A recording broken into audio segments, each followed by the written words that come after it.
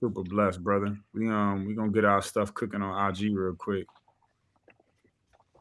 There we go. IG is ready.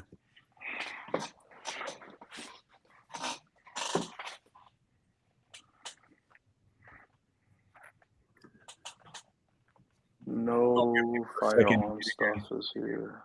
I'm gonna go to IG real quick and share it with some people so they know to come in. Can you tell what that is? You can't see. You can't see that, can you? No, I'm not looking at your screen right now because I'm sharing IG with people. Gotcha. Let me see. No, I can't tell Right you. there. All right. You strizzy straight. How you been, bro? How was your day? Good little workout. Still trying to have a six pack in 35 days. I know you asked me that I want to be on it. I surely do want to be on it. I'm kind of already on it because I'm only eating one meal a day. I can't do it. You You give me a headache. I know you it. know, I'm supposed to fast, so I wouldn't eat really one time a day anyway. So I just decided to keep it going. When no need of me diving back into stuff in my face. It's fair. Yeah, man. What, So we're what gonna they jump doing? right into Cool. it. Welcome everybody that's here. We're here again for another night of the Heal Me campaign, where for 21 nights in May, which is Mental Health Awareness Month, I'm going to be speaking to other African American men about difficulties or challenges they faced in their life and how they overcame. In 2019, I wrote a song entitled Heal Me featuring Grammy nominated artist Raheem Devon, which details the story of how my father taught me how to cope with pain and difficulty and some of the unhealthy practices that I developed from him inadvertently in order to get through those moments. Our conversations today are with men who have been through similar moments, but who have been able to figure, wiggle, or find their way out.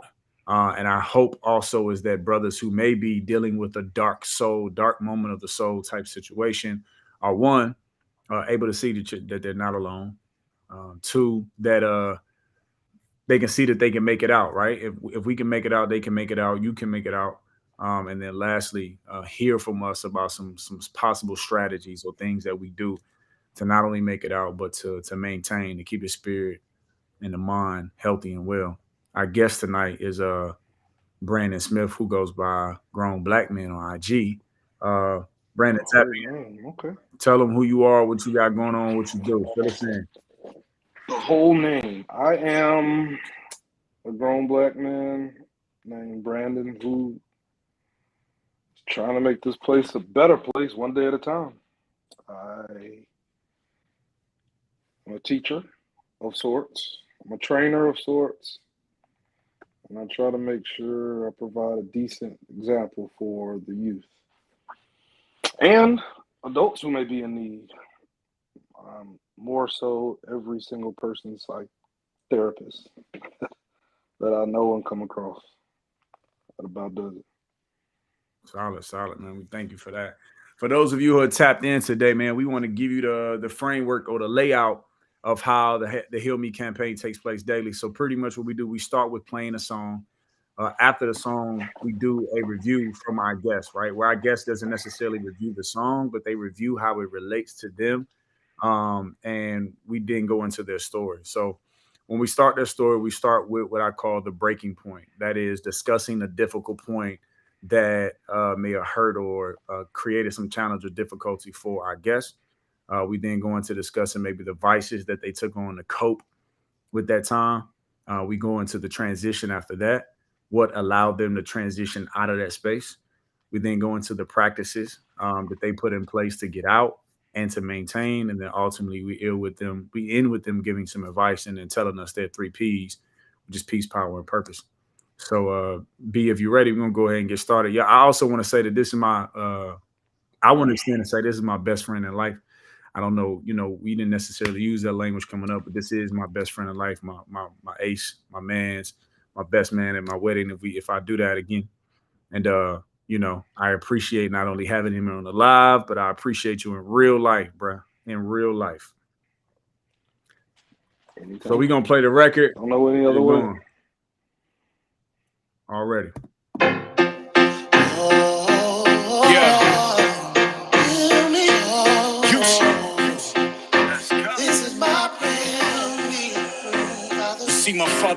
talk too much. Just that look in his eyes, deep stares out the window, told me that life was simple.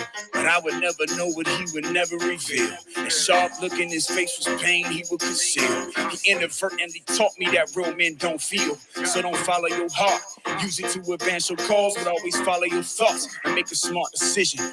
You barely apologize, never ask permission. And when the world does a thing to try to break you down, don't tell a soul. They waiting just to take your crown. Your woman gon' think you weak if you express your pain. Your women gon' say you sweet, though they be feeling the same. So get a vice, cup of Hennessy, cigarette, live your life.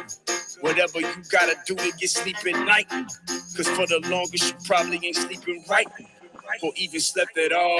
When God calls, don't fight it, take a sigh of relief. That you ain't gotta live no more in this grief. Yeah, the cruel world that we living in is hard and cold. You ain't a man till it scars your soul. Straight up, so don't ever express your feelings. You sit in silence. Cause the only feelings you get are anger, hate, and violence. But see, the system got a process and a plan for that.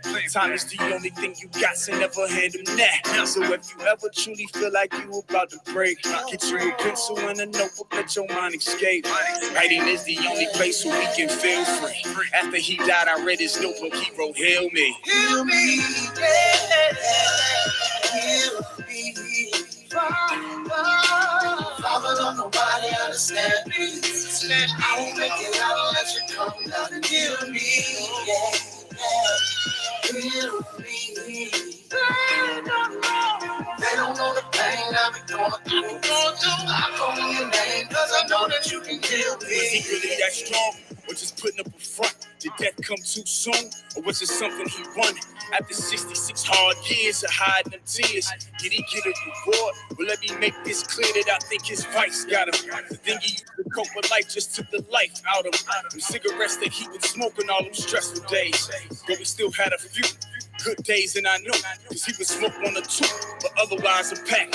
I used to ask him not to smoke again, but what I should have said was breathe, pop, don't hold it in. We do yoga to get peace these days, but them Carolina preachers didn't teach these ways. It was suffer and survive. If you don't get your blessings in this life, if you tired, get up when you die. He used to hit that cigarette and play too much. That he got cancer and ain't say too much. He said, heal me. Father, don't nobody understand me. I won't make it out unless you tell me how to heal me.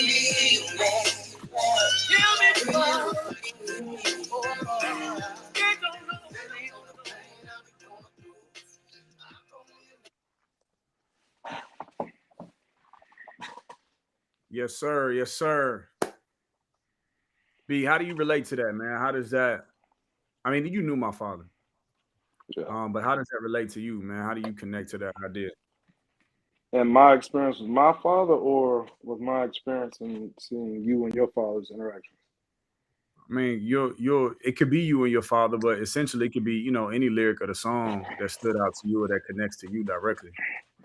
The first time I heard the song before the album released, and it's still a fatherly connection because I suffer from a lot of what us older millennials suffer from, being raised in a household with a single mother. So, in my circumstances, my father wasn't a teacher at all.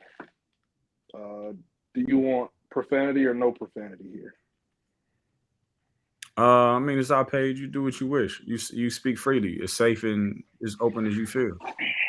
So, my daddy taught me one thing and one thing only. If anybody fuck with your mama, fuck them up. Literally the only thing of substance. And I'd like to give the excuse that he was young and he ain't know no better, but I'm the second child. So it's like, hey bro, you had that excuse for 6 years before I came. But that song specifically is tough for me to listen to because it makes me realize what I didn't have in teaching my father. Mm. Yeah. That's how Thank that you for song. that. Man, no problem. Is that so? If diving into your story, right? If we dive into, I normally ask the way I ask the question is what broke you, right? But that doesn't always apply for folks. But It applies essentially, what here. we dive into is, huh? It applies here. Well, let's do it then. What broke you, man? We're talking 97,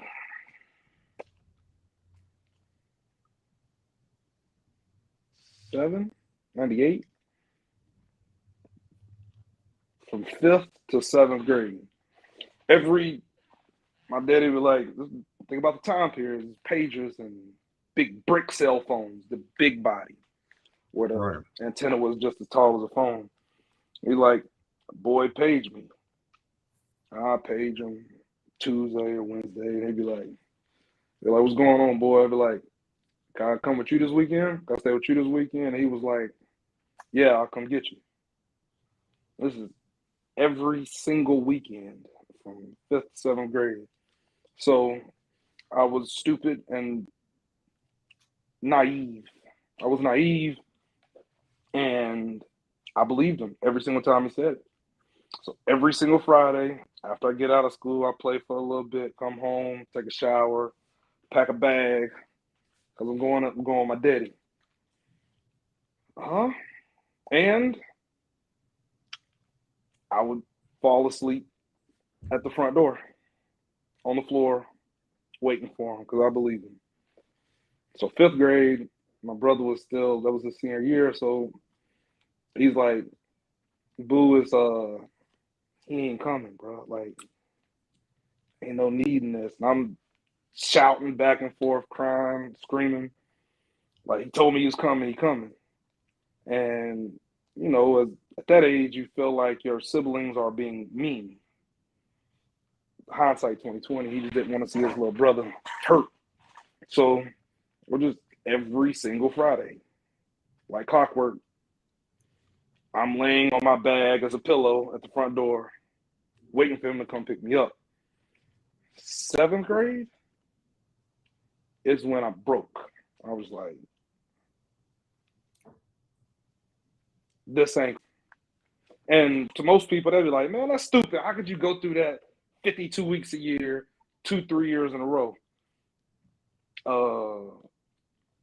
Didn't have a role model as a black man, what a black man was. So I'm idolizing my father, and I just kept wanting to believe it. Despite what history shows, I just kept wanting to believe it. So 7th grade is when it broke. Is when I broke.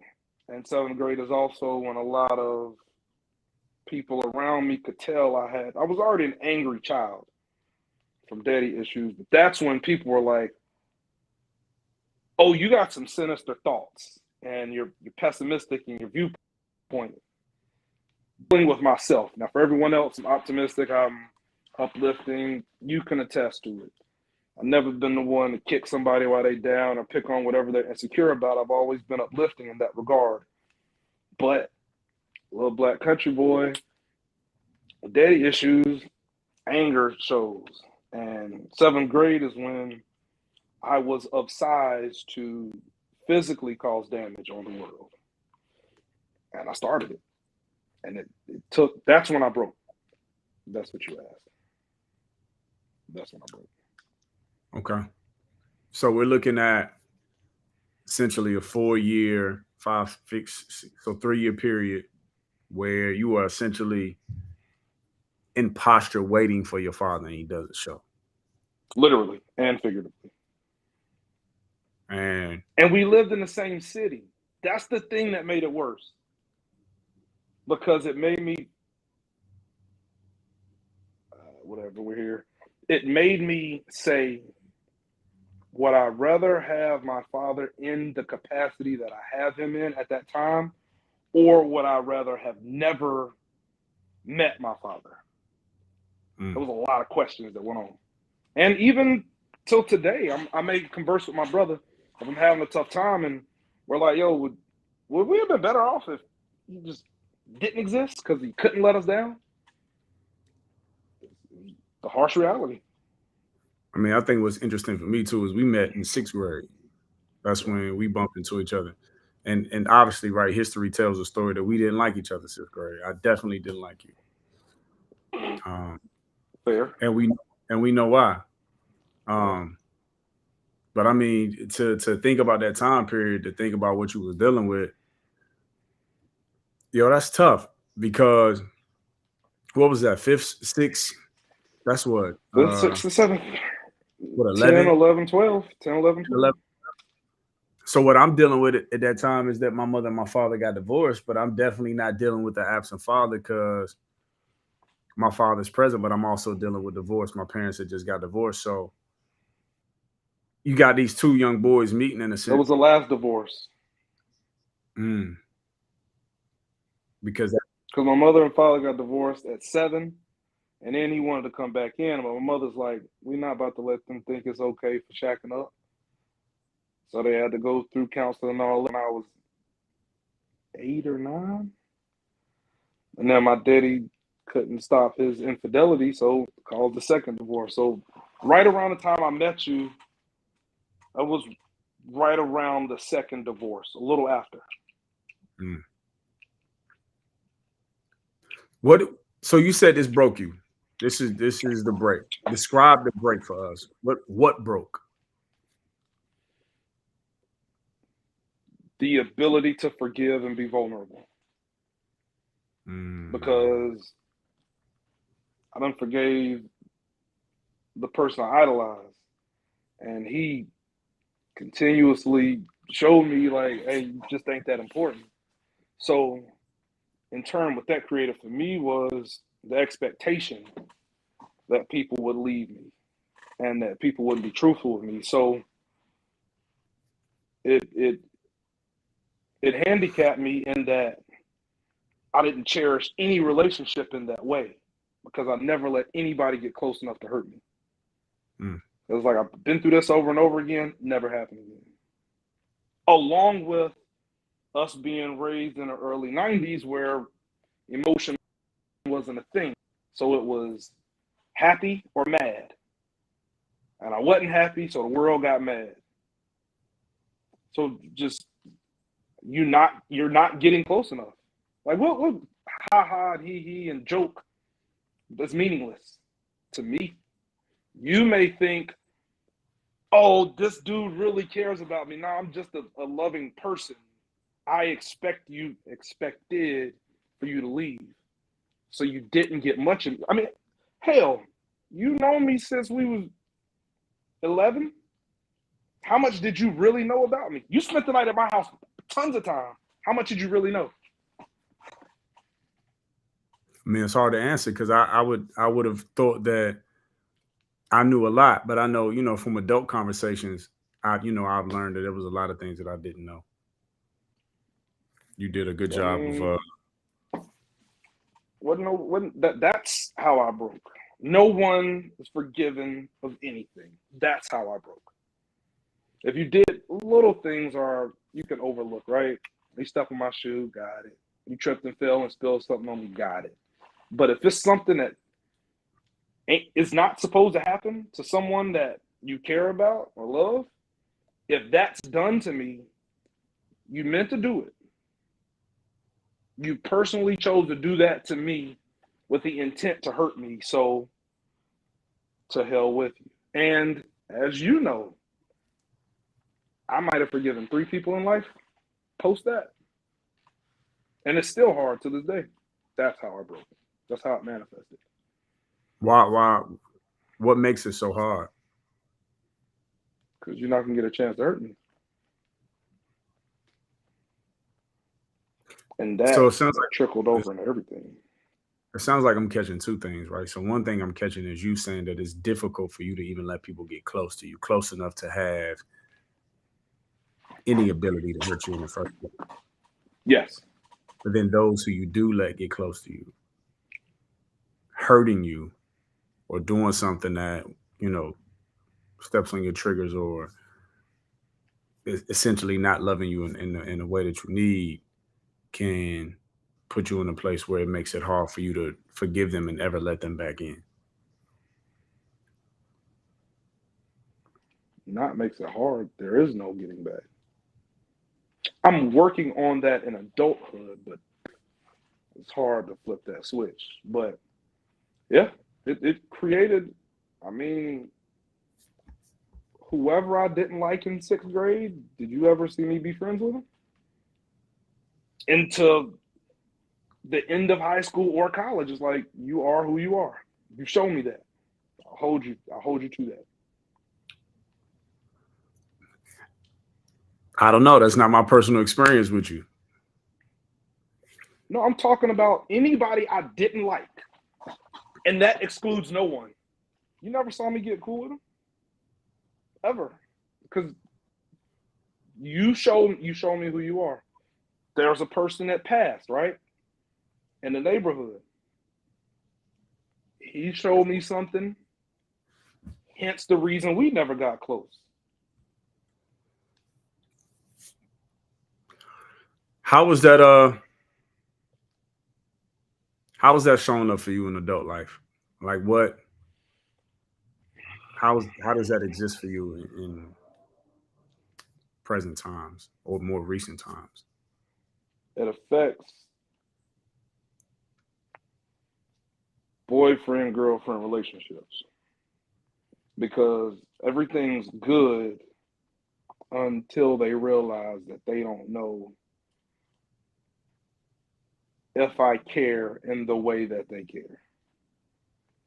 Because the expectation was like, they'll leave. Not even they'll leave, they'll do something wild. And I'm not talking about cheating. I'm just, you know how I am. You're not going to call me a bitch and you're not going to call me a boy. Slip up and call me a boy. That's over. So, your sorry means nothing. Meant nothing. I've grown from that, but that's how it affected things. So if there was in a relationship trying to keep the peace, giving whatever you needed, and then you lied to me, something small, you're never trusted ever again.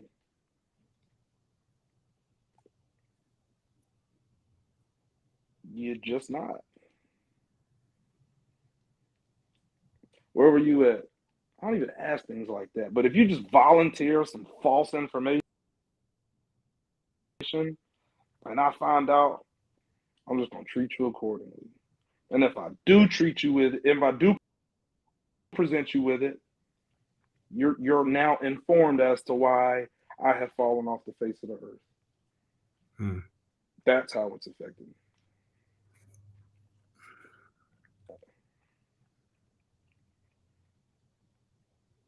In the past. I've grown from that, but just telling you the way that it did affect me up until 34, 33, 34. Keep that in mind too. I'm gonna note that, right? 33, 34. We're gonna come through that in a second.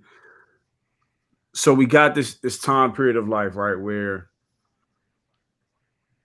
essentially it sounds like we're dealing with abandonment, right? And Yeah. this created kind of like created in you a space where one, it's hard to let you in, and then if I let you in and you do something wrong, it's hard to not take it personal. It's hard to not see it as a direct and deliberate attack on me, and this causes you to move in a way in which people don't really have place in your life. How were you? I mean, how are you managing other relationships outside of intimate relationships with a partner in this sense? Friendship, family. How does this show up in those dynamics as well? Not that they would be aware of. Because I had to, I'm a loner by nature, but I couldn't growing up give that off, right? And I do desire to help people be their best selves and help in any way possible. But it's like, I can show you by me being there for you every single time you call, every single time you need me. And most people aren't self-aware enough to know every single time I need him, but I've never even been presented with the opportunity to help him. Most people aren't that self-aware. So if you never think that, you just go along all peachy keen, like, Brand's is great friend. It's like, to you, but you'll never get the chance to be a great friend to me. And it's not because not because you did anything. You won't get the chance to do anything. Mm.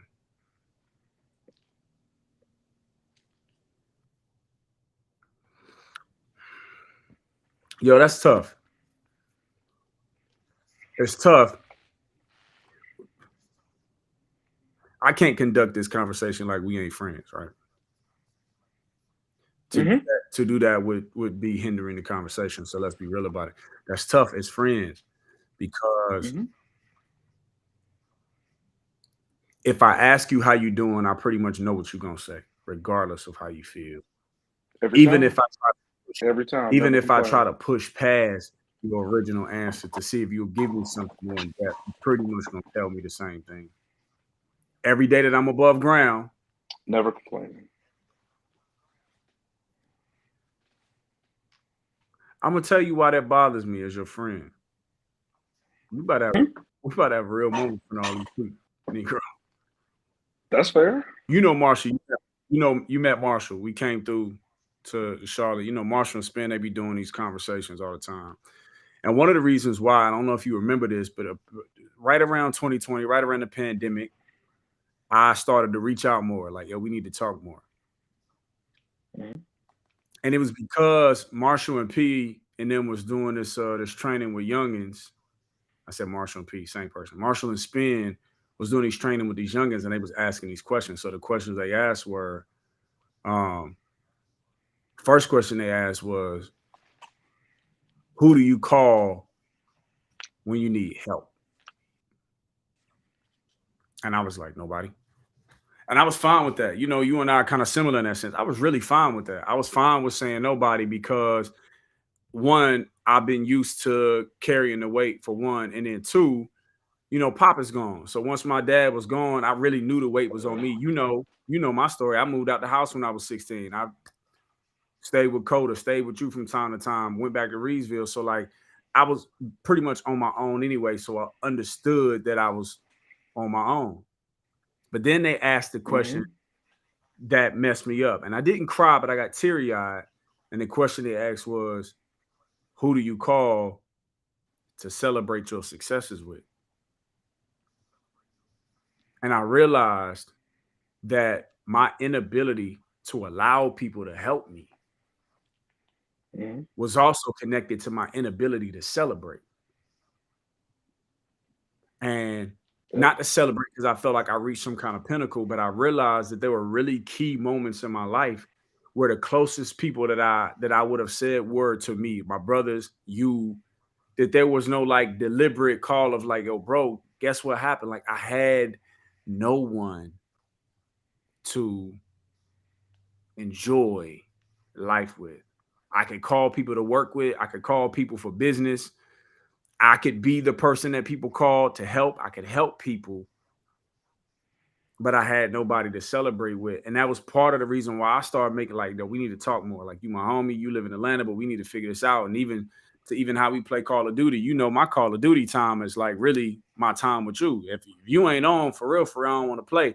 And so the difficult part that I'm having with this whole conversation is, and you and I as friends pushing to be, for me at least, pushing to be like, yo, we gotta be closer. Like, you my brother. Like, at the end of the day, I know what it is. And I've actually called you and asked you for help in the last year. Yeah.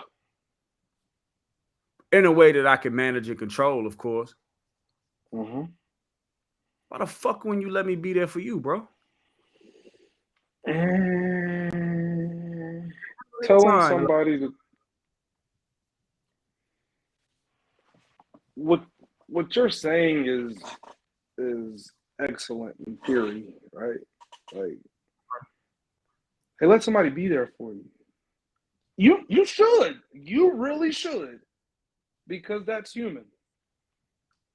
But the fact that I've never done it and then asking me to flip the switch, that sounds great.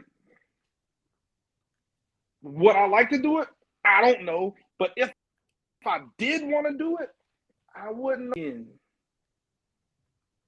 Now, speaking to my therapist, that has been addressed and is still being addressed. But even still, it's trying to change a 30-year habit in a month, in a week, in a year. It takes, how long does it take to build up a habit? How long does it take to break it? It's as offensive as it is, and I know it's offensive. It's like, hey, start forgiving people. Cool. I want to do it because I want to go to heaven, but I don't really know where to start. So I'm not discounting how that affects you. It's just, I don't know how to. How many times have I called you and said, yo, I'm hurting. I'm dealing with something. One time. That happened one time, and after I dropped out of college, where you and my cousin sat in the room and watched me cry because I thought, or it was explained to me that a situation occurred. Literally one time. I don't know how to do it. When that happened, y'all came and sat and nobody said a word.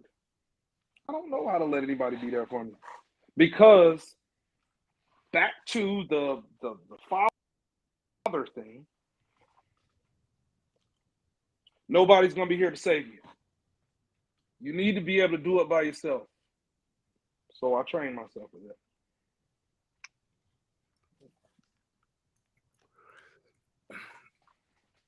I'm telling you, this conversation is tougher for me. The reason why it's tougher for me is because you're really my boy. Like, I can't process this from just like a coach standpoint or a talking standpoint. I got to process this from a real place. And I know that we've had some deeper conversations recently, right? We talked about some stuff last year, we don't necessarily need to bring up.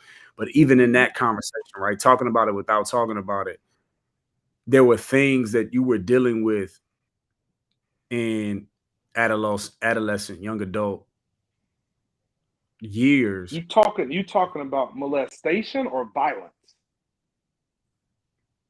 Or both? I wasn't gonna say one of them, but period. There were things that you were dealing with during that time that I never knew, but I knew for sure when we talked about it last year. I know for sure that some of my actions and some of my comments were not in support of your wellness, but there was no way that I could have been in support of your wellness because I didn't know what you was dealing with. So I could only imagine that some of the shit I was saying and doing at the time, I think that's why I was so hurt when we talked about it last year, because I could only imagine that some of the shit I was saying and doing at the time was like hella triggering. You're a kid.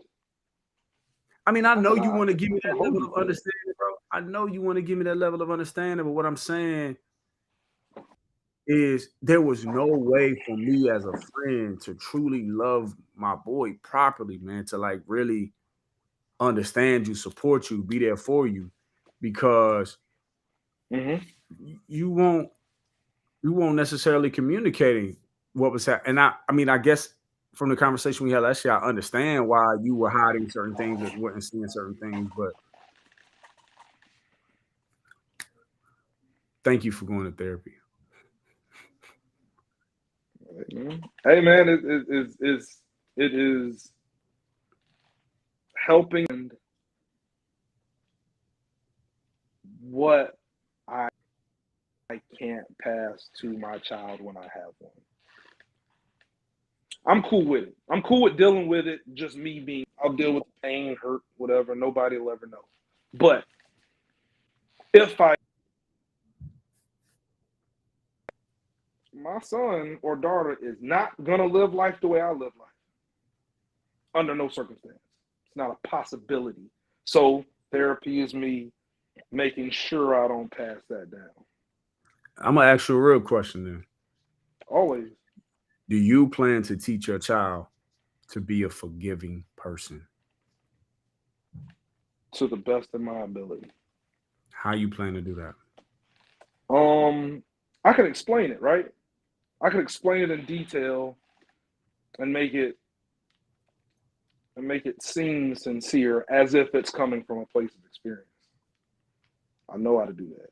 Yeah, but see, that's that talk they gave us as kids. Do as I say, not as I do. Like, where's the practicality behind how to do it? So you know that with me, it's a little different because I have structured my life in a way that I don't have to deal with forgiveness, with me forgiving anyone. So if they never see me put in a position where I have to forgive, how are they going to know that I don't? That's foul. Start there. It's foul. But what I'm going to do, hey, watch your broken daddy fail at forgiving, but you shouldn't fail. How's that work? You got to fake it till you make it. Or I don't believe that things happen by coincidence. So I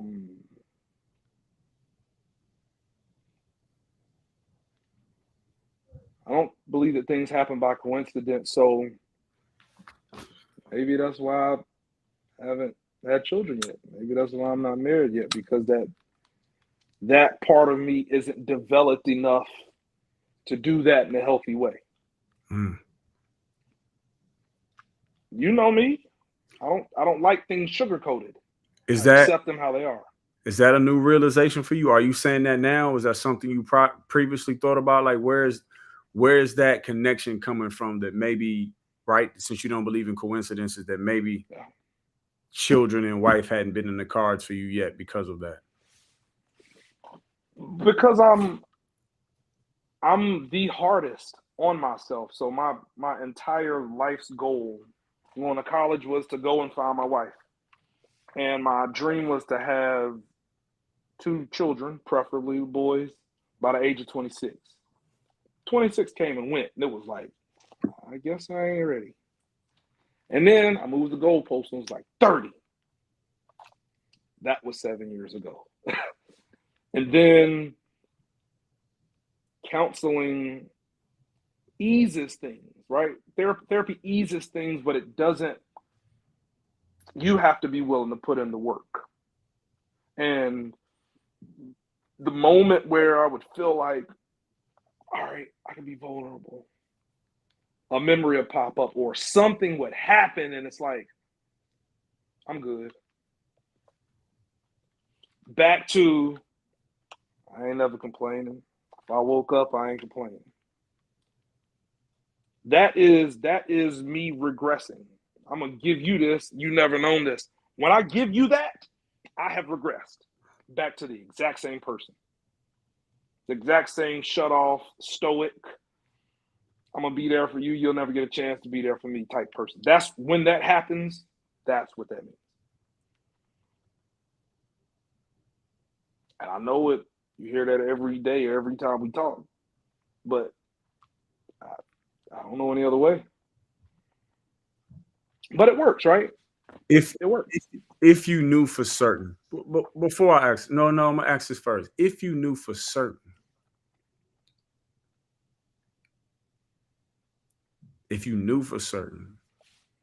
because nothing is for certain, right? Mm-hmm.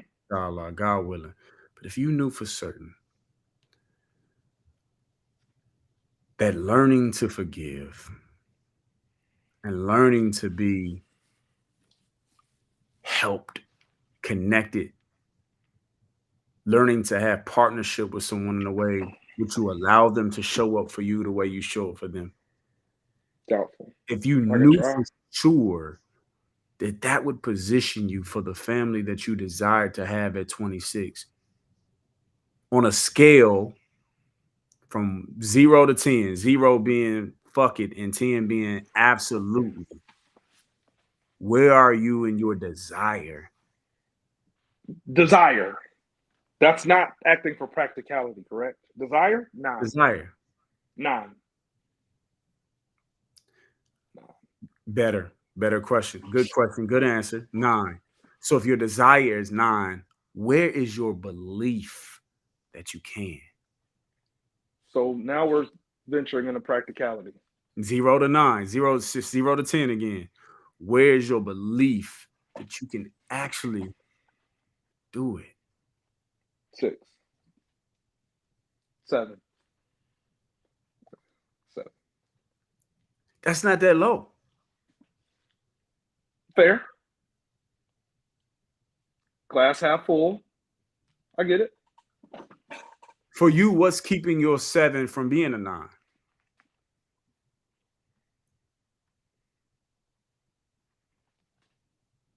It's fucked up. Every time I talk to my daddy, it goes back down. Every time. Still. Today. Still. So I saw something at 12, 13, because that's when he remarried. Watching him do for my ex-stepmother's 4 children, for her 4 children, what he never did for my brother and I, it caused a villain to be born. Like, for real. That's when everybody in High Point had to deal with Brandon. That Brandon. So that constant, it's like, I give you another chance, and you still showing me that you're the same one. I'm extending an olive branch of forgiveness. I'm sure that's not the right thing. But I extend a little bit of grace and forgiveness, and you show me that you still on the same time. All right, the world got to deal with this now. Bro, let me ask you something. Mm-hmm.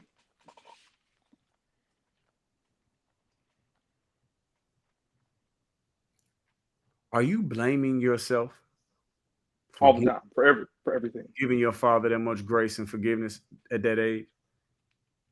At every age, right? 34, I was standing outside of my car at Top Golf in Myrtle Beach crying because of something my father did. I ain't no little nigga, and I've been through life a lot more than a lot of people. Every aspect of it. And this grown-ass nigga is out here crying alone on a Sunday after brunch. I'm still giving the grace. Still. That's my fault. How is giving, so the first question I want to ask is, how is giving grace and forgiveness? Because it sounds like you have grace for your father. It doesn't sound like you give him much forgiveness now, but you have grace in a sense of like you have these moments. But how, the first question I really want to ask is like, how is that bad? But that's not really the question I want to ask, because I know what you're gonna say. Like, giving grace isn't bad. What I really want to know is, where is the intersection for you between I'm gonna offer my father grace, and I might even learn to extend some forgiveness, but I'm still gonna set boundaries because I know who he is. Because I ain't got an answer for. I am having a hard time believing that a person who has a hard time forgiving others hasn't forgiven himself for waiting. That's never happened. Waiting by that damn door for 3 years every weekend. That's never happened for that or anything else in life that I've done, because I made the choice. So I got to wear that. The same thing I give to other people, the same way on myself. Oh, you did this? sit in it, figure it out. Would you do some of the things that you did then? Would you do them now?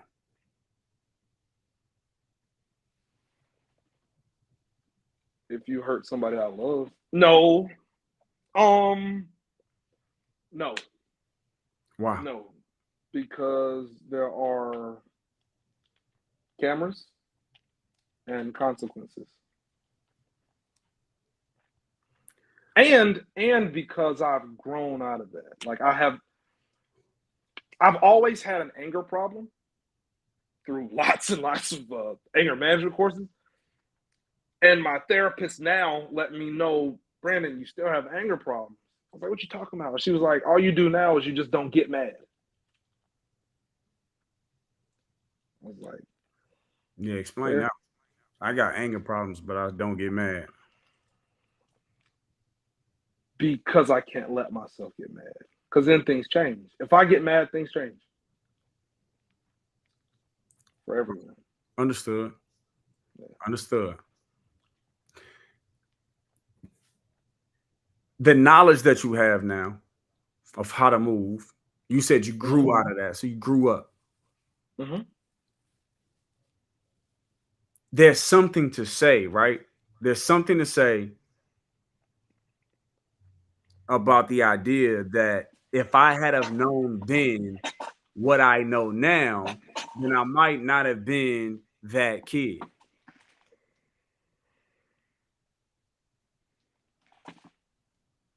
If I could process my anger differently, if I might not have been that kid.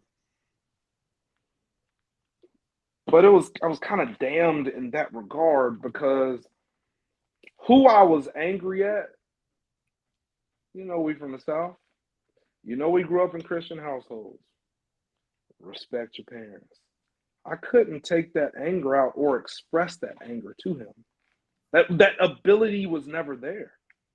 So it always was reinforced like, yeah, shit sucks. Okay. Deal with it. Other people got it worse. So deal with it. So I don't know that even looking back, I couldn't have gotten that out. I got that out on every sports field and every basketball court. It was like, okay, can't do nothing to this nigga, but you other 8-year-old, let me see if I can hurt you real quick. Accountability time. You ready? Bet. And I want all of those listening to know that this is how men hold each other accountable. I don't hold people accountable because I think they should be better. I hold people accountable to what they say. Bet. You told me that your desire to forgive and give grace is at a 9. And you told me that your belief that you can actually do it is at a 6, 7. So your desire is high, and your belief that you can actually do it is relatively high. Bruh, I need you to go back. I'm holding you accountable to doing what you said that you believe that you can do and that you desire to do.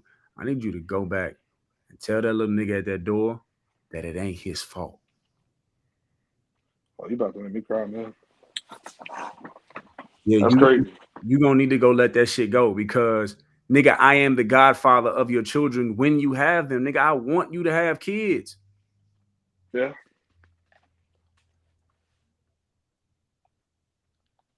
Yeah.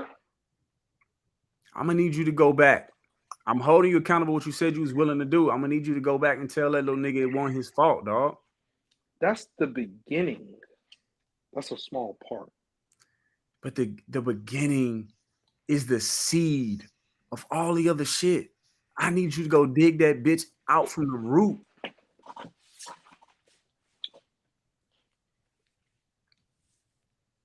From the root, dog. That's not the beginning. The beginning is younger than that when me and my brother get taken to ground by my mother to see my daddy in jail, prison, one of them.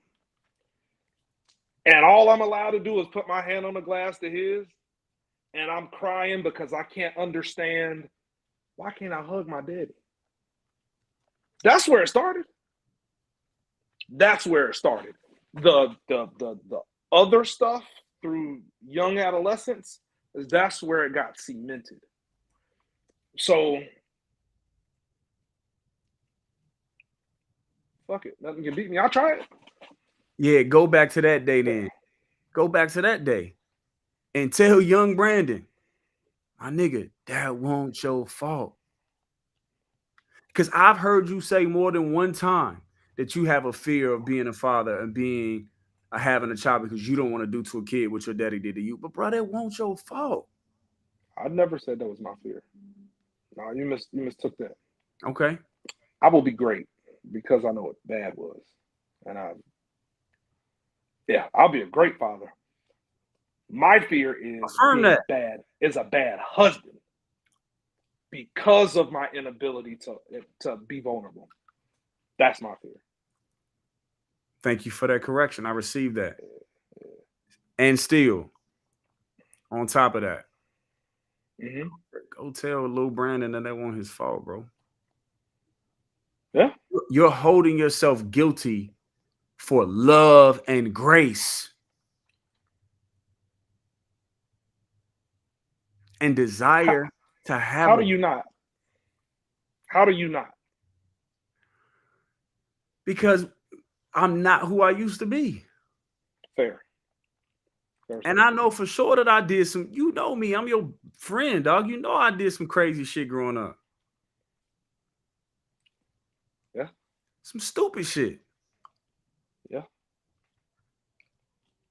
Which is why I don't let niggas call me J Black. I get it. But the forgiveness is not because I'm not trying to take accountability. The forgiveness is because I know I didn't know what I know now. And I can clearly see where a lot of the shit that I did or the shit that I was taught was really what I knew. My brain is different now. My mind is different now. My exposure to life is different. Yeah. You're the same person. Your exposure, your life, your understanding is you're not that little kid no more. And there's a space for you and there's an opportunity for you to even still forgive your father. Because okay, dog, your father ain't that way because the devil got in him and you know what I mean? Like, what happened to him? Because I love you, I can tell you that'll never happen. Ever. I hear you though. I tried. There is a space, and I'm gonna challenge you to it, but I received that. And I understand. I tried. There is a space where there's a middle ground between forgiveness and boundary. Because you know, like I know that I had to end up. I'm not saying that you have to be me, but you know, like I know I ended up staying at your house multiple nights because I had a parent who locked me out every night. You know, I still had those same issues with my mom. Love her. But there's a space where I had to, and Ayanna Van Sant said it, I had to learn to mourn somebody who's still living because I will never have from her what I feel like I deserve from a mother. But at the end of the day, there are boundaries that have to be set for that. It's like I can love you and I got you, and in my heart, there's love for you, but there's boundaries on how close you can be to my life because of how you move or speak or treat me. Fair. There's a middle ground for that. Fair. And I'm only asking you to forgive him because forgiveness ain't even for him. It's for you and my God kids. There we go. Maybe I'm sorry. Don't smile at me like that. Come on, man. Shit. I'm giving it a shot. What you? All right. I'm gonna hold you accountable to that. To everything except that last part. But look, hey, everything else, I'm here for it. All right, I'm gonna do this. I'm gonna say this too, right? Because you with it. You agree, so I'm not gonna beat a dead horse. Allah says in the Quran, God says in the Quran, the forgiveness is for me.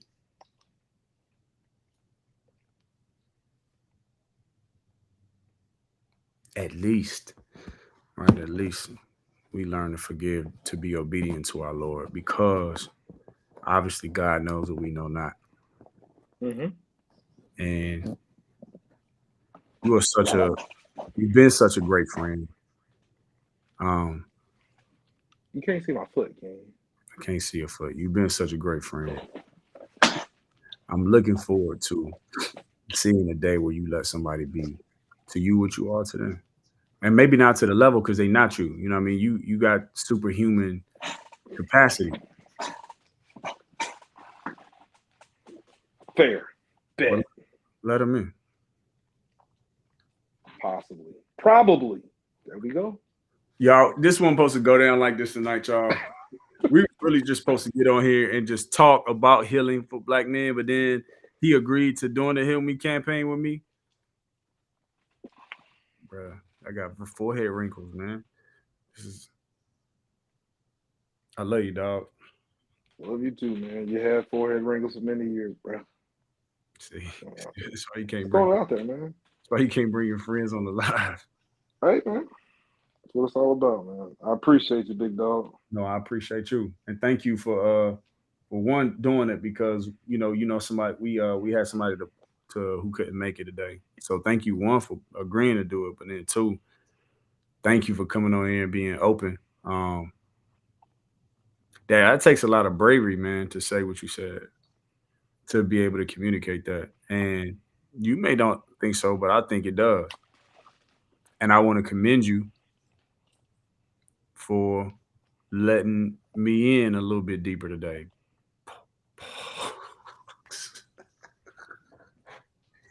I'm so childish. Thank you. When you said it, I was like, dog, we gotta stop this shit. This shit has got to stop. But thank you for being there for me. You said my entire government name. Can I say it back? When you introduce me? Or we got to leave it at Yusha? You literally said my whole name. My whole name was on the screen. Yusha Assad. It say Yusha Assad. Okay. Bet. I don't go by that name no more. Okay. Cool. He said, I'm going to get you back. Yeah. That vengeful spirit, man. Never leaves. You also a Scorpio, so, y'all motherfuckers wild. It's all the Scorpios in the car. I don't want no smoke. This is dragging on for far too long. Get off the screen or allow me to. Yo, 3 questions, man. Even still, peace, power, and purpose, man. When are you most peaceful?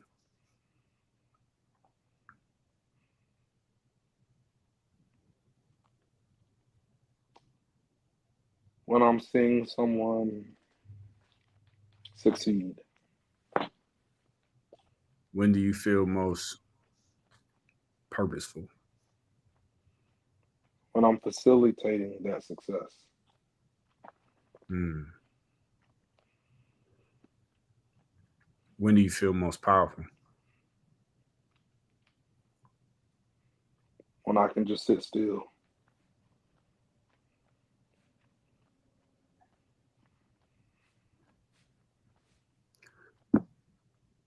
For you, what's the correlation between stillness and power? I don't have to be everything for everyone, so I can develop me.